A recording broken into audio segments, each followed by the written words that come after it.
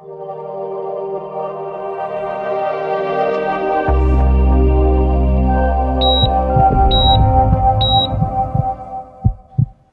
have been going through the COVID pandemic since the past almost 18 to 20 months now, and a question arises whether there has been an increase in violence, especially domestic violence. It is a very well known fact that during any sort of crisis, the violence tends to go up. I'm referring to domestic violence. And this has been observed globally over the years. And probably even during COVID times, this is true. The rates of domestic violence have gone up. In our hospital, I've had quite a few people coming and seeking help or assistance to handle their domestic crisis. Now, these have been very unusual times. We have had crises or a person falling ill in families, but they are all probably short-lived most of the times, though people do contend with chronic illnesses. But here it is very unusual in the sense a lockdown was imposed, and people were actually anticipating that it will all be over within a few weeks. So people had to work from home, schools and colleges were shut down, everything had come to a standstill except that we could go out only for limited durations to fetch groceries. Everything had to be done from home. So what happened? There were times when people used to say we don't get family time, and here you had everyone huddled inside the home, the husband, wife, if it's a joint family, extended family, other relatives and the children. It was quite okay initially because everyone thought that they'll have quality family time. But what was unanticipated was that it threw up a very challenging situation in the form of, people had to do the household chores, work from home, study from home.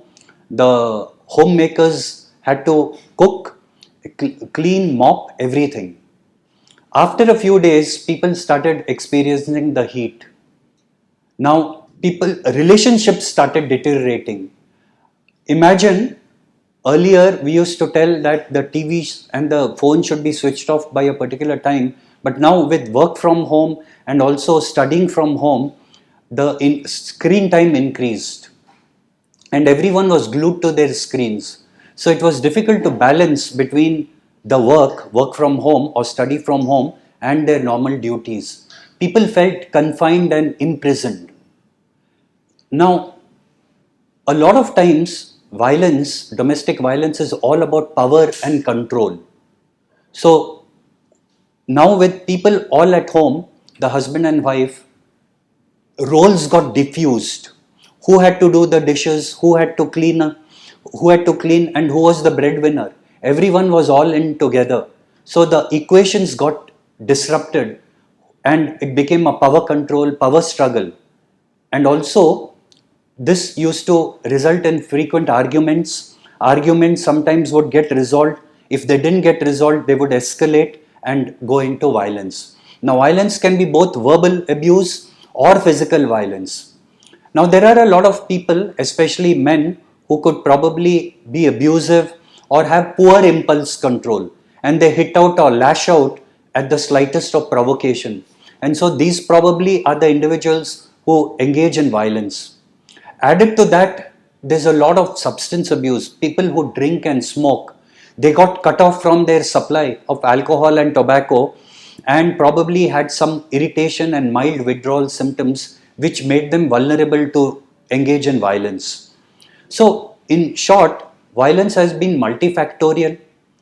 People felt frustrated, they felt challenged, they felt imprisoned, and therefore there was no healthy outlet. I don't know how many people were having healthy dialogues at home, and this was the form of expression, but unfortunately a very unhealthy style of coping. So yes, there has been an increase in domestic violence. So a lot of people also reached out for help by teleconsultation, or when the lockdown was lifted, I did see families coming in seeking help for this, and some amount of counseling, and a lot of also blame and appropriating guilt on oneself also resulted in poor impulse control and hitting. So all these issues, when they are addressed through counseling or psychotherapy sessions, have helped people. Thank you.